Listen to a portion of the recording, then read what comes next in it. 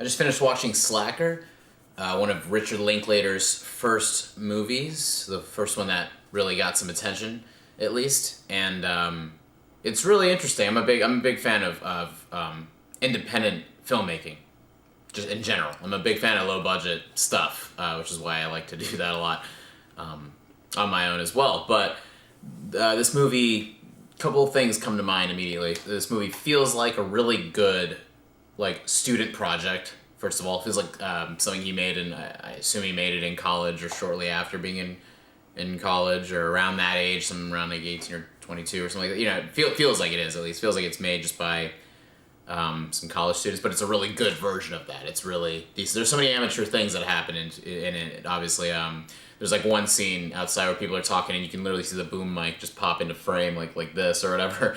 And obviously, the actors aren't strong. It feels like he just got people that he knew in his town, people that friends and family, whoever the hell he could get. That were willing to be a part of it. But there's something nice about that. There's something. What I'll say about this movie is it's just inspiring for someone like myself that wants to get more into filmmaking and very very much approach all of this seriously and really go for it eventually. But this movie was very inspiring because of the fact that it feels like something that you could make. It feels like something that's like, all right, like it while it does feel like it's just Richard Linklater voicing his opinions through all sorts of different characters, a lot of characters, again, feels very like college, and I didn't even go to college, but it's like an idea of what college would feel like back in the 90s or so, late, 80s, 90s or so, as far as like it's just a bunch of people sharing their opinions and a lot of philosophy going on, a lot of people just talking about ideas and talking about just specific concepts and everything. So that's what's funny is as much as the dialogue is a driving force of this movie, it feels like it can get very repetitive. It feels like him kind of, you could tell that it's him talking through the different characters as opposed to them all having their own voice. Not that there's anything wrong with it. It's just where I'm getting at with this is, despite all these little things like, oh yeah, these things that might come off as amateurish at first, don't it doesn't hold back the film from being watchable. What I found really interesting watching this is that as much as I could really feel like it was a young filmmaker's movie, something that like really just someone going for it, you can feel that he just kind of was trying to make something, and make what's great is you can feel his style. This is all very biased. I'm trying to be as honest as possible, but I'm a big fan of Richard Linklater. I love Boyhood. I love School of Rock was a big movie for me as a kid. Made me want to get into music. I fucking love Bernie. I love Waking Life and A Scanner Darkly. Big fan of Richard Linklater's work. I still can't wait to watch the Before trilogy as well. But and Dazed and Confused is a classic, obviously, too. So yeah, I'm a fan of his stuff, but you could feel his style. This is the reason this movie, it's interesting, it's in the Criterion Collection, like I saw it on Max, and that popped up before the movie started. And I think, I totally understand why it's a very, important piece of cinema in general, is because he is the ultimate, that movie is kind of the ultimate, indie film, in a way. As far as all I felt the whole time was, wow, you can shoot something with very little budget, something passing for a script, amateur actors, and it can still look and feel like a movie. I thought that was the most interesting thing aside from everything else. What I found very interesting about this movie is I didn't want to turn it off necessarily. It's almost the kind of movie that comes off like it's going to be a bit of a slog and be kind of, not watchable, but it is. It's very interesting. And he keeps it interesting by jumping from one group of characters to the next, and how it's always, I thought that was an interesting 6 degrees of separation approach, or however you want to call it, the interconnectivity of each scene. It was always a group of characters keep, some sort of group keeping it going, and then they cross paths with another group of characters, and then they keep going. So that was a very interesting way to keep it from being boring, because it was just enough going on, and like it was a lot of like little vignettes, a lot of these like almost it almost feels like a combination of short films or something like that, because there's it's just a lot of these quick scenes, but that's what keeps it from being a slog.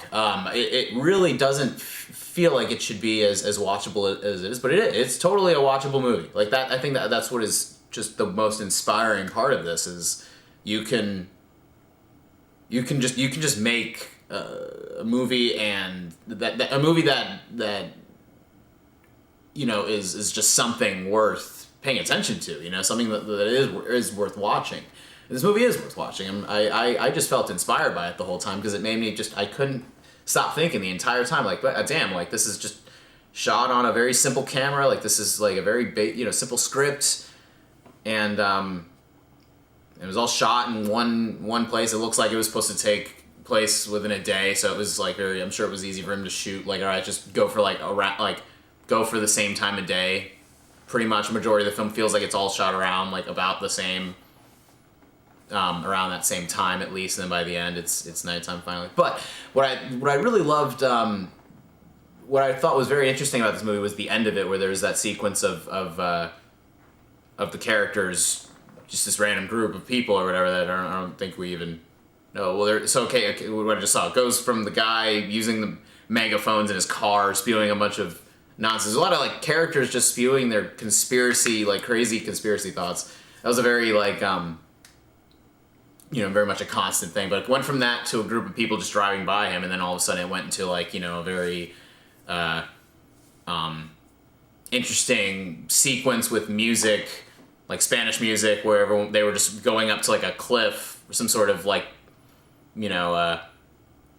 nature area, or natural area, whatever the hell, and they are just kind of playing around with the cameras, and they're playing around just in general, just kind of having fun shooting whatever. It feels like something he kind of threw into to eat up a good little bit of that 5 minutes to make sure it was like hitting that feature. Like, but it also is actually the culmination of what the whole movie feels like, which was just kind of young people shooting something and messing around with cameras. It feels like that's like what the movie is. It's just everyone is it feels like very similar to Kids, where everyone, it's like everyone's first movie. I know it's not his first thing that he made technically, but it feels like his first real movie, I guess, if you want to put it that way. But yeah, no, he it's very interesting seeing like all of what's going on, and how much it feels like him before he even knew what his style was going to be. That's what's very interesting, is seeing what someone's early work is, and being like, oh, there's like pieces of that, of what they, going back. I've seen all of his later movies, some of his best work, going back into like that. You can see the him cementing his style in cinema, which I really appreciate. Title of the movie Slacker, as far as getting into the whole idea of that, it's great how it does feel like everyone in the movie is just kind of hanging out and talking and just slacking off. That's the point of it, right? That's the point of the movie, is everyone just kind of hanging out, talking about nothing. That's what life feels like a lot of the times for me. I think there are definitely some people that could say all sorts of like they say that about Boyhood or whatever. Oh, it's a movie where nothing happens, and I think that's just so crazy to say that these movies are not.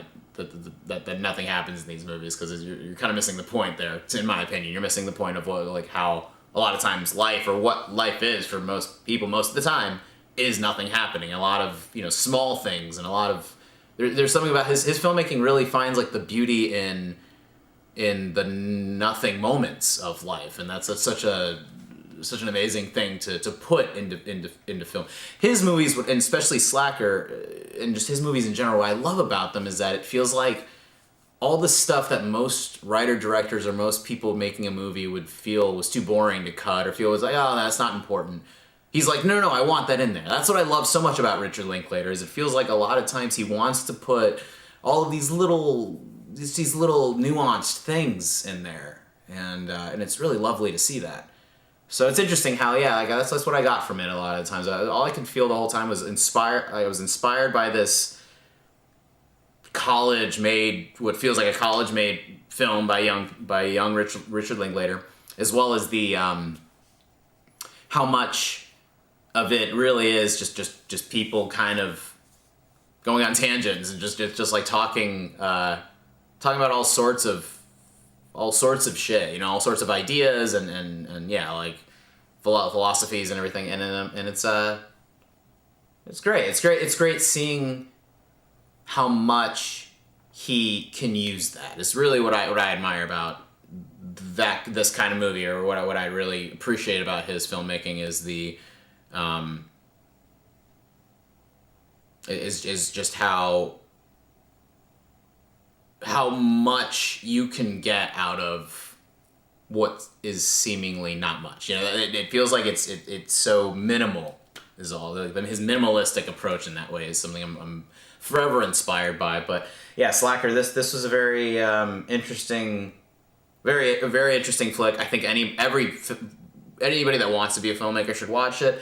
Especially anybody that wants to do indie movies and do low budget stuff. This is like this, and it was very reminiscent of Cigarettes and Coffee by Paul Thomas Anderson, which again was another thing that was like this chain, like this in that movie. It's like I believe a dollar bill that connects all of the characters, but he did something very similar where it's characters all connecting within a specific space and time.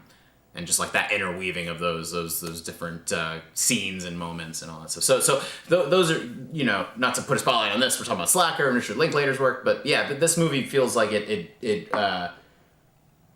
is what led to a lot of other indie films, is pretty much. And Richard Linklater is, you can almost say, is like the godfather of indie filmmaking. Maybe not the godfather, but because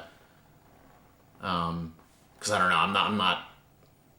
I'm so focused on this movie and so focused on him. I don't know if there was someone else before him, but to me, as far as I know, and as far as in my time, Richard Linklater is my fucking favorite guy, one of my favorite writer, directors, filmmakers, because of his ability to do that, his ability to make so much out of what is seemingly nothing.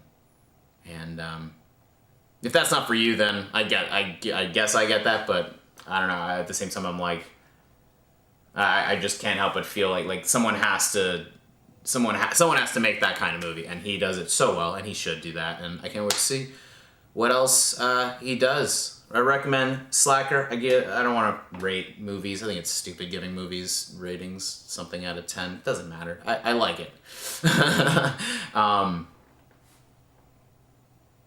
This movie's solid, and I can't wait to do more of these videos.